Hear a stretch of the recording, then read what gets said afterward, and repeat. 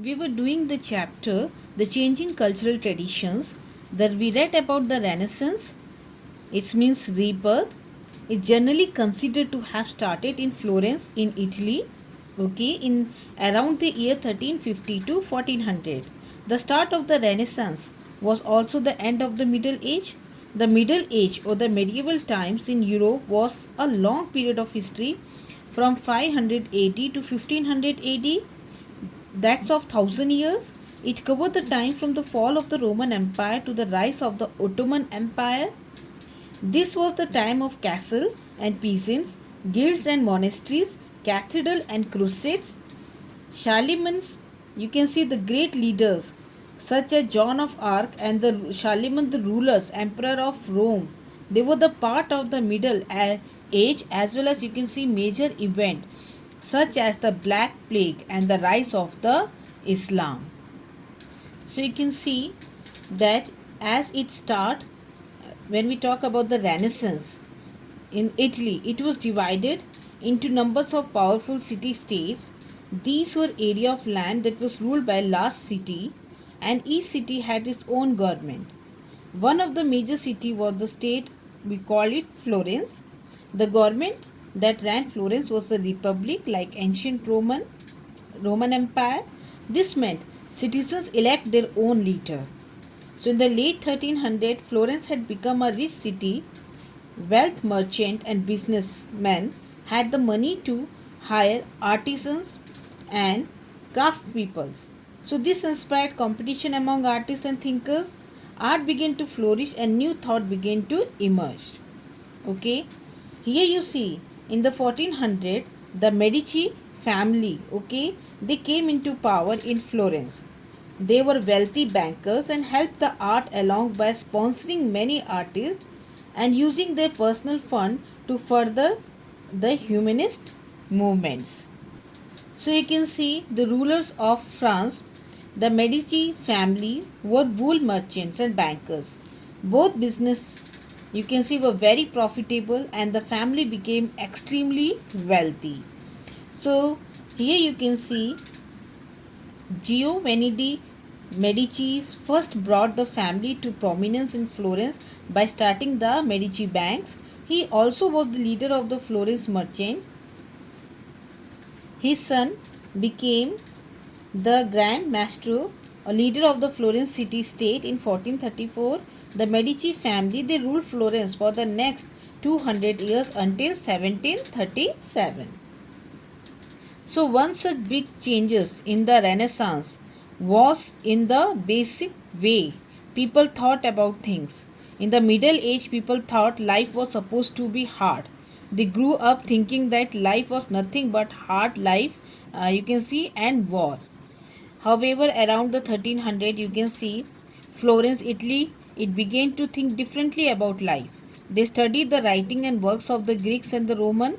The writing and works of the, you can see, this Greek and Roman realized that earlier civilization, they lived differently.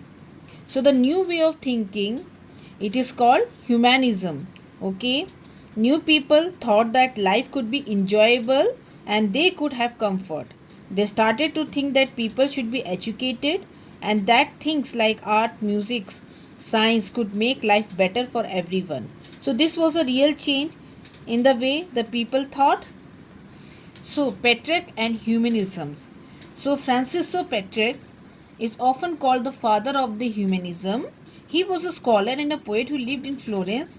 Okay, he studied poet and philosopher, you can see, from ancient Rome such as Cicero and Virgil. His idea and poetry became all inspiration to many writers and poets throughout, you can see, all of Europe as the Renaissance spread. Renaissance, okay. Here you can see Giotto Bondin, the first Renaissance painter. Giotto was a painter in Florence, Italy. He was the first painter to break away from the standard Byzantine style painting of the Middle Ages and try something new as far as the painting is concerned. In the period of Renaissance, okay, he painted objects and people as they actually looked in nature. Previously, artists had all painted more abstract painting, that didn't look real at all. So Giotto is said to have started the Renaissance in art with his new style of realistic painting. Okay, realistic painting. Then come Dante Alighieri. Okay, Dante Alighieri, another major contributor to start of the Renaissance was Dante Alighieri. He lived in Florence and wrote the Divine Comedy in the early 1300s. The book is considered to be the greatest literary work ever written in the Italian language.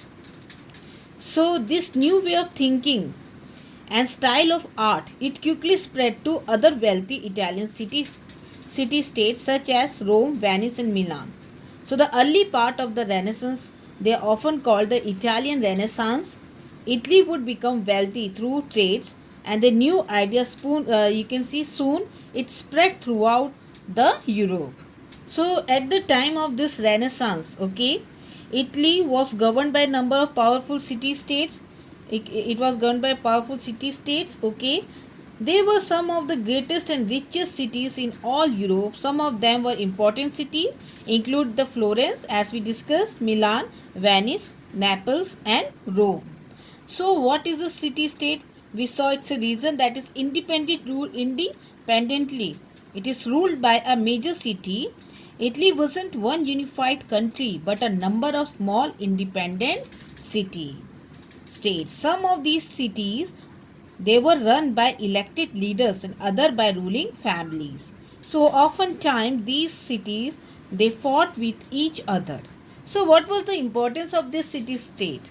So if we talk about the wealth of the Italian cities, these city states, they played an important role in the Renaissance. This wealth, they allowed prominent families to support the artist, the scientist and the philosopher. Okay, spurring us a new ideas, and you can see an artistic movements. So when we talk about this Renaissance, it's an age of exploration and discovery. So here you can see we called it the age of discovery. Began in the 1400 and it continued through the 1600. It was the period of time when European nation they began exploring the world.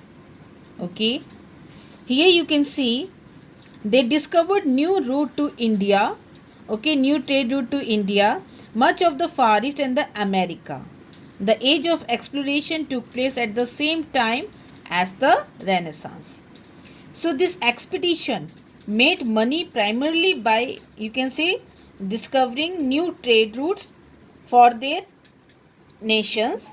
When the Ottoman Empire they captured Constantinople in 1453, many existing trade routes to India and China were shut down. So these trade routes, they are very valuable as they brought in expensive products such as the spices and silk. So new expedition tried to discover ocean going routes to India and Far East. Here you can see Renaissance Elizabeth era.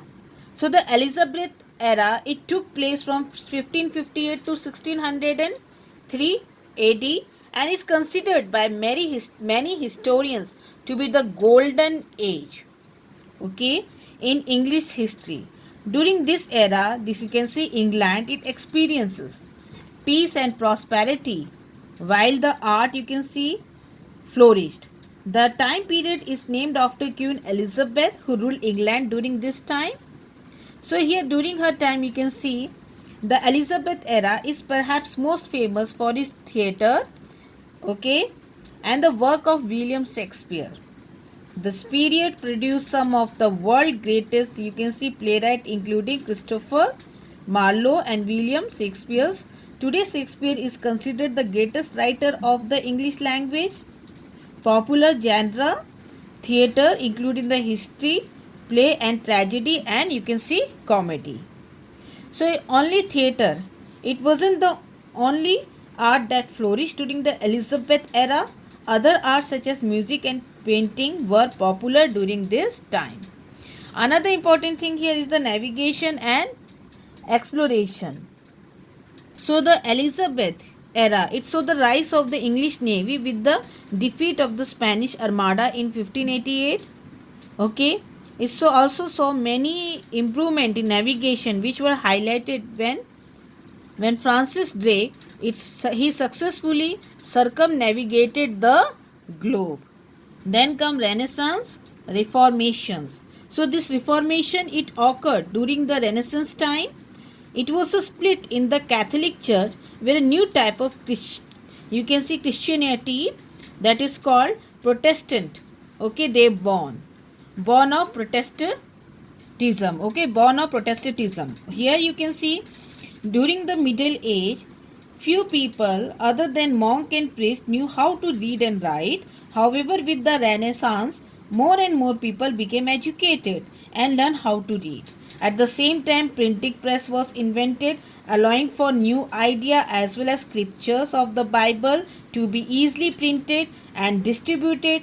People were able to read the Bible for themselves for the first time of Reformation. Here you can see a monk named Martin Luther. Okay, he began to question the practice of the Catholic Church. As he studied the Bible, he found many areas where he felt that the Bible and the Catholic Church disagreed. One of the practice that Luther disagreed with was the paying of indulgence. The practice allowed people to be forgiven of their sin when they paid the church money. So many people they agreed with Martin Luther. Okay, and you can see that the Catholic Church had become corrupt. So in a separate split, you can see from the Catholic Church and the churches of England, you can see split from the Roman Catholic churches. This argument over the Reformation finally led to the rise of a war. Some rulers were converted to Protestantism, okay, while others still supported the Catholic Church. So Martin Luther, here you can see, published his 95 Theses, which marked the beginning of the Protestant Reformations. So in 1524, Germany peasants revolted against the aristocracy, and you can see 1618, the 30 Years' War began. It is fought largely in Germany. The war was devastating, with estimate of between 25% and 40% of the German population being killed. And Renaissance and daily life here, you can see many of the this European, they transformed from the Middle Age to the Renaissance. The daily of the average person changed as well. People began to enjoy more luxuries, nicer clothes, finer foods, and the arts. There were more craftsmen, artisans, and merchants who developed into a middle class of people who had money but who weren't nobles or royalty. Of course, many people still lived hard, lived full of work and toils. So the daily life of the farmer and the peasant are mostly work with little chance to improve their position. So here you can see Renaissance art. Many of the new ideas and attitude that marked the Renaissance time were portrayed in the art. A new idea called humanisms put a focus on human interests, needs and abilities. So if we talk about Renaissance art, is often divided up to two periods. One is the early Renaissance, another one is the high Renaissance. So early Renaissance time period is 1400 to 1479, and the artist, okay, they learned by trying to evaluate classical artists, okay, focusing on symmetry and creating the form. And when we talk about this high Renaissance, the time period is 1475 to 1525. A rising interest in perspectives and space gave not even more realism. So more realism developed here for the high Renaissance. And the subject, you can see changes in the subject of art. What are the changes? In the Middle Age, the subject was almost all European art was religions. Especially, you can see especially Christianity, okay, and the Catholic Church. Renaissance artists, they continued to paint religion painting, they continued it. They also branched out to other subjects including, you can see here, Greek and Roman mythology. historical subject, and you can see everyday life and portrait of individual. They also focused on the detail of everyday life. Now come to the Renaissance, architectures and building. Here during the Renaissance, architecture or architect, it began to look back to the Roman and Greek for inspiration. As far as the inspiration is concerned, it is taken from Roman and Greek culture when designing the building. So much of the Renaissance architecture style was taken from the ancient Roman Greek, and then they had altered to fit their current life. So you can see square, rectangular, symmetrical shapes, front columns, arches and domes, ceilings. These are the some distinct features of the Renaissance architecture.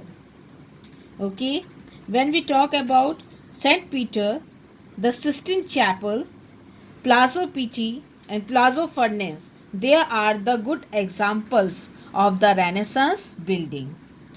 So we saw Renaissance is the cultural movement that started in Italy and is spread to the whole Europe. And you can see it is the one of the most important event in the history because it affected everyday aspects of the life.